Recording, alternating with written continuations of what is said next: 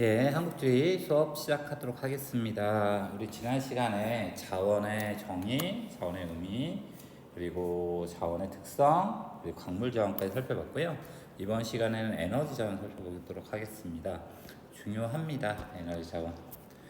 수능에서 꼭 한 문제는 출제되는 파트니까 좀 잘 알아두시고요. 에너지 자원이 뭔지 한번 살펴봅시다. 에너지 자원은 말 그대로 힘을 만들어내는 자원을 얘기하겠죠. 현대사에서 힘이 되는 주요 동력은 뭐가 되냐면 전력이 되겠죠. 전력. 전기로 많은 것들이 움직이잖아요. 다시 말하면 에너지 자원은 전력. 전기를 만들어낼 수 있는 자원들을 얘기합니다. 그러면 전기를 만들어낼 수 있는 자원들 뭐가 있을까요? 화력 발전에서는 석유를 사용하죠. 그리고 석탄도 사용하고, 그리고 천연가스도 사용하겠죠. 그래서 석유, 석탄, 천연가스 이 세 가지를 화석 에너지라고 얘기하고 화석 연료라고 얘기하죠. 그리고 또 뭐가 있냐면 수력도 있겠죠. 수력. 수력을 통해서 전기를 만들어내는 것도 에너지 자원에 해당하겠죠. 그리고 우리나라의 비중이 좀 높은 원자력도 여기에 해당하겠죠. 그리고 최근에 들어서 기후 변화와 기후 문제 때문에 많이 주목받고 있는 신재생 에너지도 여기에 해당하겠죠. 그래서 이런 자원들을 에너지 자원이라고 얘기하고, 선생님이 지금 이렇게 쭉 필기를 해준 이걸 1차 에너지라고 얘기합니다. 1차 에너지. 그러니까 자연 상태에서 첫 번째라고 얘기하는 거예요. 1차는. 이걸 가공하면 2차가 되는 거고 그렇게 됩니다. 그래서 이 에너지 자원 파트에서는 석유, 석탄, 천연가스, 수력, 원자력, 신재생 에너지 얘네에 대해서 살펴본다. 이렇게 이해하시면 됩니다. 그러면 첫 번째 살펴봐야 될 게 1차 에너지의 소비 구조 변화입니다. 소비 구조. 여기서 시험 볼 때 여러분 문제 풀 때는 소비라는 말이 잘 안 주어지고 무슨 말이 주어지냐면 공급이란 말이 주어집니다. 그래서 소비하고 공급은 같은 의미를 가진 거다. 물론 엄밀히 말하면 다른 의미를 가지고 있지만 같은 의미를 가지고 있는 거다. 이렇게 이해하시면 되고요. 그래서 우리나라 1차 에너지 소비 구조가 어떻게 변화해 왔는지 알아야 되는데 가장 최근 자료를 여러분들은 암기하시면 됩니다. 그래서 2017년 여러분의 시험 보는 문제는 아마 2021년 이때 자료가 주어질 거예요. 근데 2017년하고 2021년하고 별반 차이가 없으니까 이걸 정리할게요. 우리나라에서 가장 많이 쓰는 1차 에너지 중 소비 비중이 가장 큰 거는 석유입니다. 석유를 가장 많이 쓰고요. 두 번째로 많이 쓰는 게 석탄이 되고요. 그리고 세 번째가 천연가스가 되고요. 그리고 원자력이 되고, 그 다음에 뭐가 되냐면 신재생 에너지가 됩니다. 그리고 가장 적은 게 수력이 됩니다. 그래서 석유, 석탄, 천연가스, 원자력, 신재생, 수력 순이 되는데, 이거는 여러분이 뭐 하고 있어야 되냐면 암기하고 있어야 될 내용이에요. 암기. 그래서 우리나라에서는 석유를 가장 많이 쓰고 수력을 가장 적게 쓴다. 근데 여기서 이 신재생 에너지는 다시 떼서 다른 파트로 하나가 구성이 돼서 수업을 할 거니까 신재생은 크게 신경 쓰지 말고 석유, 석탄, 천연가스, 원자력, 수력 이 순서가 된다. 이렇게 보면 됩니다. 됐습니까? 그러면 여기서 최근에 에너지 소비량이 급증하고 있는 자원이 이 천연가스죠. 천연가스는 최근 소비량 급증이라고 이렇게 적어 두셨으면 좋겠어요. 천연가스가 과거에 비해서 최근에 들어서면서 소비량이 급격하게 늘어나는 것은 천연가스가 가지고 있는 장점이 있기 때문이겠죠. 다른 자원에 비해서 오염물질 발생률이 적다는 장점을 가지고 있어요. 그래서 친환경 에너지처럼 불리죠. 네, 그래서 최근에 소비량이 급증하고 있다. 예, 이 내용을 바탕으로 이 그래프 한번 살펴봅시다. 우리나라 에너지 소비량은 점점 이렇게 늘어났죠. 그래서 총 소비량은 당연히 늘어날 수밖에 없어요. 이건 뭐하고 관련이냐면 인구가 늘어나면 당연히 소비량이 늘어날 수밖에 없겠죠. 그리고 또 공업이 발달할수록 총 소비량은 늘어난다. 그래서 우리나라는 총 소비량이 전체적으로 늘어나게 되더라. 이렇게 되고요. 석유를 보면 2000년대에 비해서 이렇게 2017년으로 갈수록 비중이 점점 작아지고 있죠. 소비 비중이 감소하고 있다. 소비 비중이 감소한 거예요. 이거 잘 이해해야 됩니다. 소비량의 감소의 의미는 아닙니다. 소비 비중의 감소는. 왜 그러냐면 소비량을 따지려면 전체 소비량 중에서 이걸 차지하는 비율로 소비량을 구해야 되잖아요. 그래서 우리나라 전체 에너지 소비 비중 100%에서 석유가 차지하는 비중은 감소하고 있어요. 그래서 우리나라는 석유가 안 나는 국가죠. 그러다 보니까 전량 수입해야 되고, 그러다 보니까 석유에 대한 의존도를 낮추기 위해서 여러 가지 정책을 취하고 있고요. 그리고 석탄은 이렇게 변하고 있고요. 오히려 2000년대에 비해서 2017년에 석탄의 비중이 좀 더 커졌죠. 이 이유는 뭐 여러 가지가 있어요. 석유 파동 아니면 석유 가격 급등 뭐 이런 거에 의해서 석유가 차지하는 비중이 크고, 그다음 봅시다. 우리가 좀 주목해야 될 거는 이 천연가스입니다. 천연가스는 90년, 95년도에 보니까 이렇게 가장 빠른 속도로 비중이 증가하고 있죠. 그래서 소비 비중이 가장 크게 높아지고 있는 부분이 천연가스가 되더라, 이렇게 보시면 될 것 같고요. 그리고 수력을 보니까 원자력을 보니까 원자력은 비율이 뭐 변동폭은 있지만 크게 차이는 없죠. 그래서 원자력은 소비 비중이 늘지도 않고 줄지도 않고, 최근에는 약간 탈원전을 우리나라가 추진하고 있어서 소비 비중이 오히려 감소하고 있는 경향을 보여요. 그래서 원자력은 쉽게 변할 수가 없어요. 왜 그러냐면 원자력을 비중을 늘리거나 감소시키려면 원전을 새로 짓거나 아니면 원전을 폐쇄하거나 이런 행동들을 해야 되겠죠. 그래서 변동폭이 매우 작다라는 게 가장 큰 특징이 되고요. 그에 비해서 신재생에너지는 많이 늘어나고 있다. 최근에 기후 변화와 관련해서 신재생에너지에 대한 주안점이 커지니까 늘어나고 있다. 그래서 이 순서랑 이 특징들을 살펴봤는데 여러분들은 꼭 이거 암기하셔야 됩니다. 오른쪽으로 한번 봅시다. 에너지 수입, 공급, 소비, 가정, 이렇게 봅시다. 그래서 우리나라 석유를 생산하지 않을까? 석유를 이 서남아시아 국가인 사우디아라비아, 쿠웨이트 여기서 수입을 하고요. 그리고 석탄에 대해서 밑에서 살펴보겠지만 석탄의 종류는 크게 두 가지가 있어요. 무연탄이라는 게 있고요. 그리고 역청탄이라는 게 있어요. 그리고 갈탄도 있고 이렇게 있는데, 무연의 의미는 뭘 뜻하냐면 연기가 없다라는 뜻이에요. 연기가 없으니까 뭐에 주로 쓰냐면 가정용 연료로 주로 쓰여요. 그래서 과거에 여러분 부모님이 어렸을 때 사용했던 연탄 보일러, 그때 쓰던 게 무연탄이 되고요. 역전탄은 뭐에 쓰냐면 화력 발전하는 데 쓰여요. 그리고 1차 금속, 다시 말하면 제철 공업에 이용되는 원료가 돼요.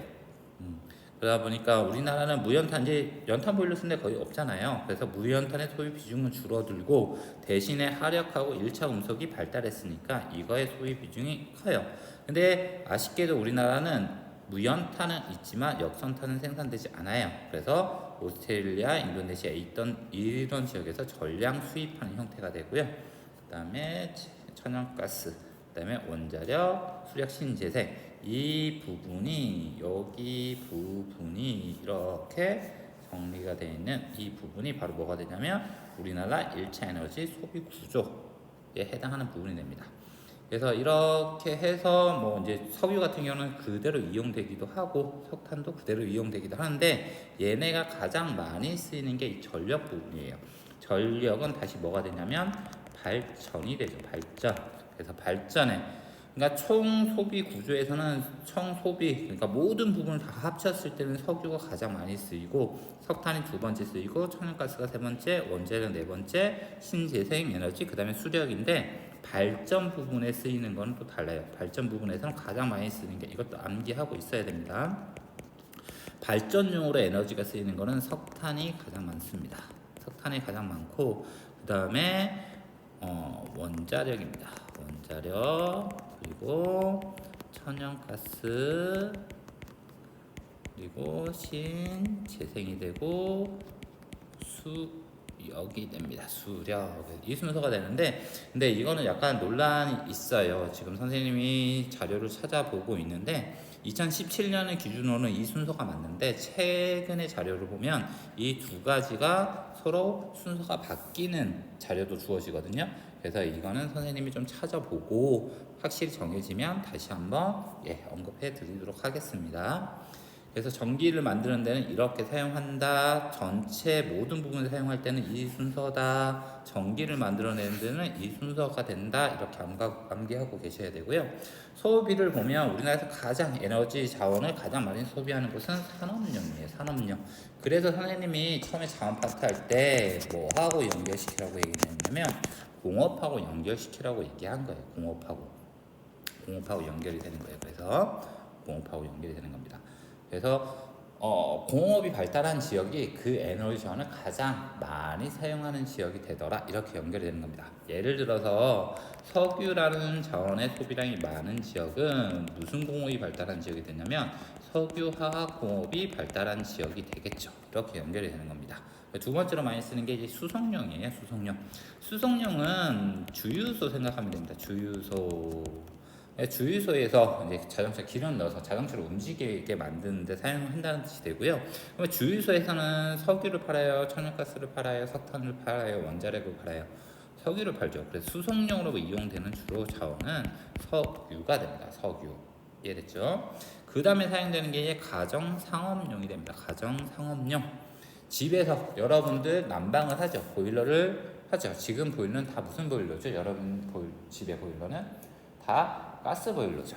그래서 가정용으로 주로 사용하는 것은 천연가스가 되더라. 이렇게 연결이 됩니다. 됐죠? 위에 있는 자료 두 가지 다 살펴봤고 여기서 선생님이 얘기했던 요거랑 요거 두 가지는 꼭 암기하고 기억해 뒀으면 좋겠습니다. 그러면 각각의 자원의 특징에 대해서 살펴보도록 합시다. 첫 번째 들어갈 것은 당연히 석유가 되죠. 석유. 그래서 석유의 생산은 우리나라에 생산 안 되니까 수입합니다. 대부분 수입한다고 얘기하고 주로 어디에 소비가 이루어지면 충남, 전남, 울산에서 소비가 돼요. 선생님 뭐라고 했죠? 공급 소비는 공업하고 관련이 있다고 그랬죠. 그래서 석유하고 관련된 공업은 석유화학이에요. 그래서 이 세 지역이 공통적으로 따져보면 뭐가 발달한 지역이냐면 석유화학공업이 발달한 지역이 됩니다. 그래서 공급량이 많은 지역이 되고 충남은 서산이 되고요.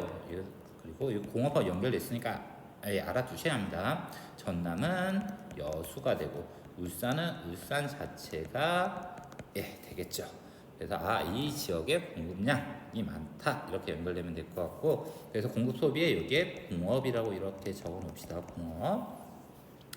그래서 주로 뭐로 이용되냐면 화학공업 그리고 수송용 연료로 이용된다. 이거 알아두셔야겠죠. 석유는 수송용 연료로 이용되는 비율이 높다. 그래서 자동차 연료로 많이 이용되고 여기서 화학공업은 석유 화학을 얘기하고요. 그리고 수입 의존도가 매우 높다. 이건 얘기했고요. 비교 봅시다. 이 비교하는 게 결국 여러분들이 문제를 해결해내는 내용이 될 건데 우리나라에서 가장 많이 쓰는 거예요. 소비구조 1위는 모든 부문이 됩니다. 모든 부문. 죄송해요. 여기서 하나 빠졌네요. 여기서 보니까 뭐가 빠졌냐면 석유가 빠졌죠. 그래서 석유가 여기에 이렇게 들어갑니다. 천연가스 다음에 이렇게 석유가 들어갑니다.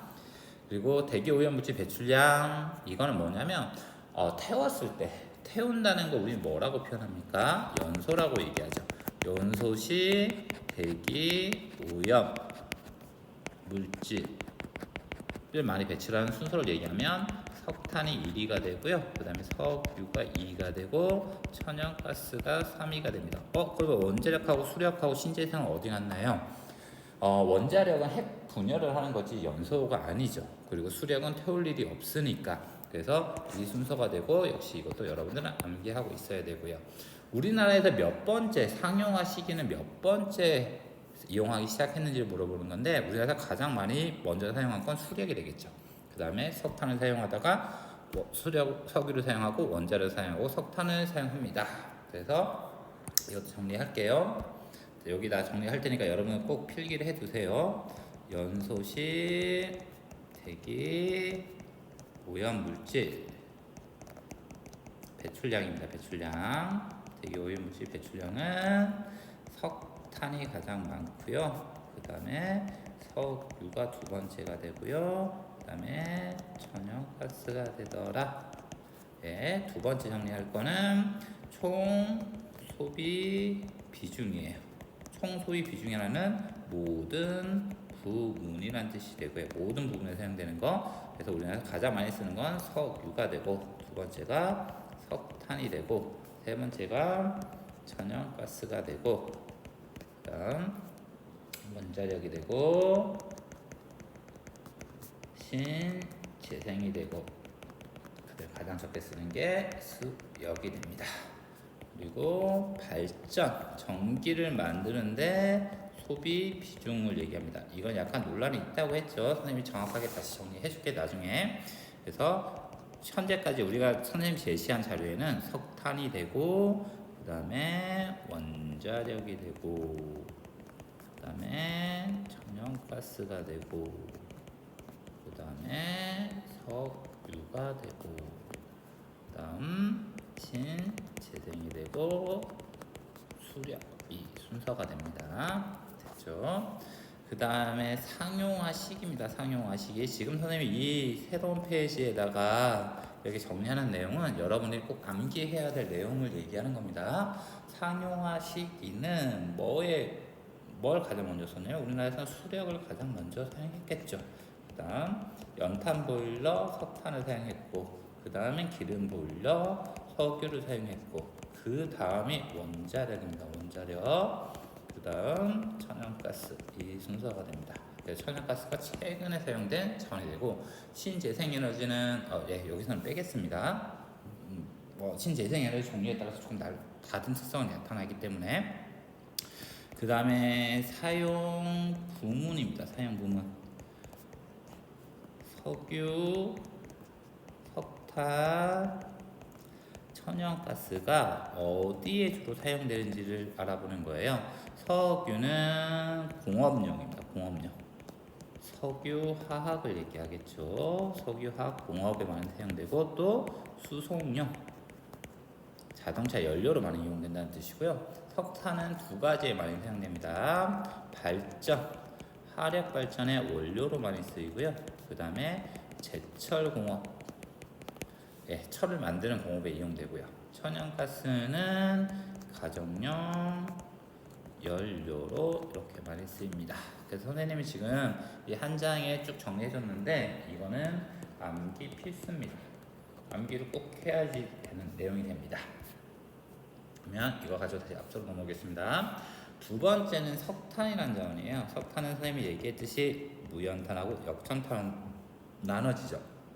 그래서 우리나라 무연탄은 강원도하고 전남에서 생산됩니다. 우리 이거 지체구조에서 배웠는데, 우리나라 지체구조 중에서 무슨 지층, 고생대에 만들어진 평안계 지층에 이 무연탄이 매장되어 있었죠. 그래서 강원도 남부하고 전남 지역에서 일부 생산하고요. 역전탄은 전량 수입합니다. 우리나라에 생산되지 않기 때문에. 그런데 무연탄 소비가 매우 적습니다. 우리나라 더 이상 이제 가정용 연료로 석탄을 쓰지 않기 때문에 소비량이 적고, 대신 역청탄은 소비량이 매우 많습니다. 그래서 여기에서 공급 소비는 무연탄과 관련된 게 아니라 역청탄과 관련된 곳이에요. 그래서 세 곳이 주어지는데, 충남, 경북, 전남 이렇게 주어지는데, 충남에 화력발전소가 있습니다. 선생님이 석탄은 화력발전에 많이 사용된다고 그랬죠. 그리고 화력발전소가 많고, 또 당진에 제철공업이 발달해 있어요. 그래서 충남에 석탄의 소비량이 많고요. 경북에 뭐가 있냐면 포항이 있죠. 포항에 포스코라는 제철공업이 발달해 있죠. 그래서 여기에 소비량이 많고요. 전남은 광양이라는 광양 제철소가 있죠. 그래서 이쪽 지역.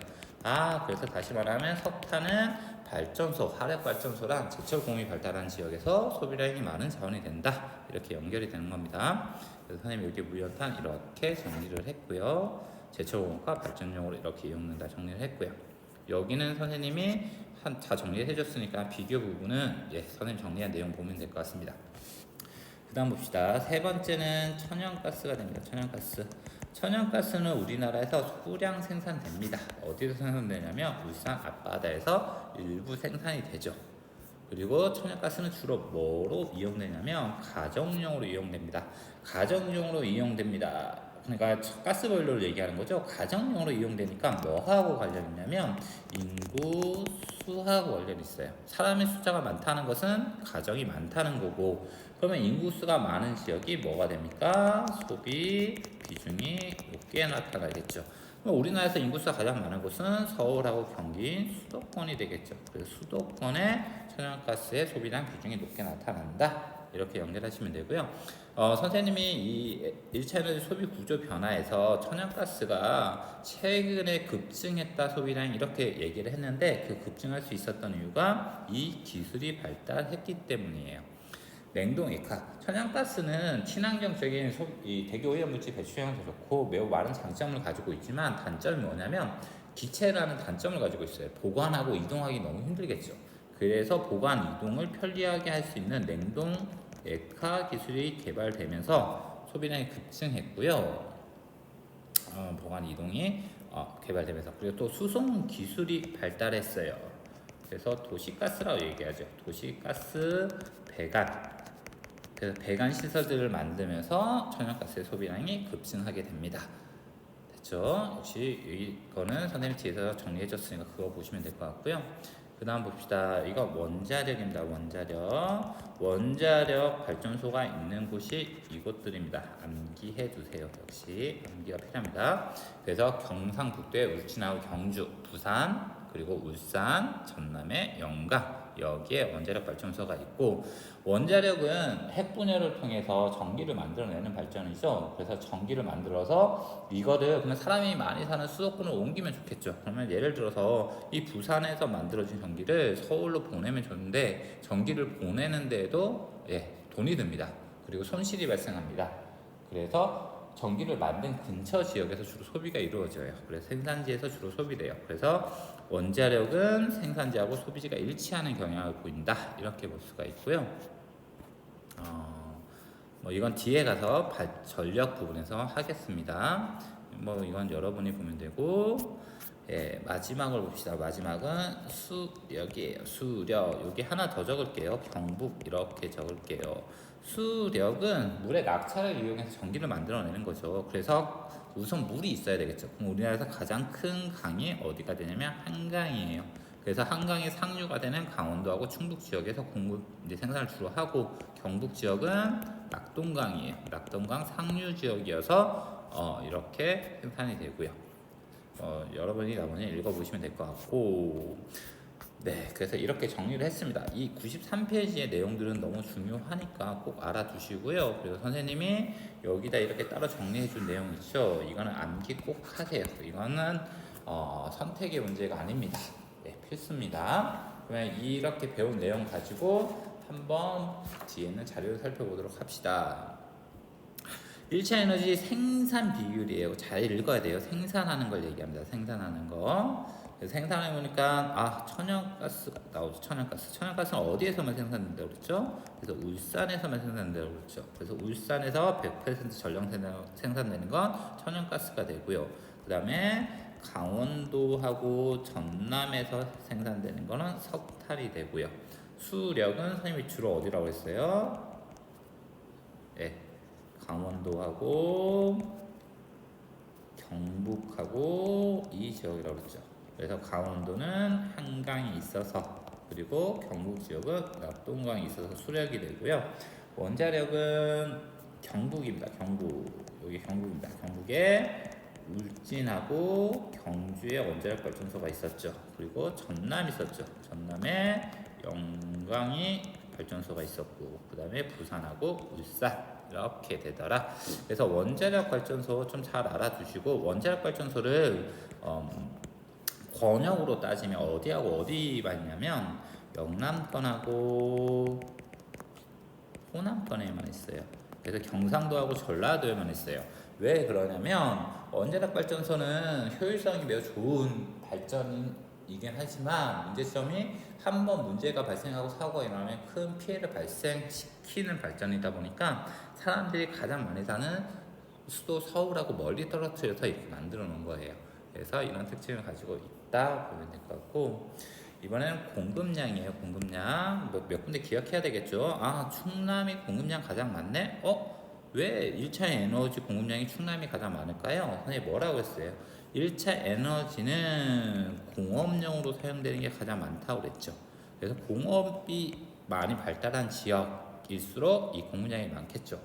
그래서 충남의 석탄에 이렇게 비율이 높은 이유는 충남에 화력발전소가 많기 때문이에요. 그리고 당진에 제철공업이 발달했기 때문에 이렇게 많고요.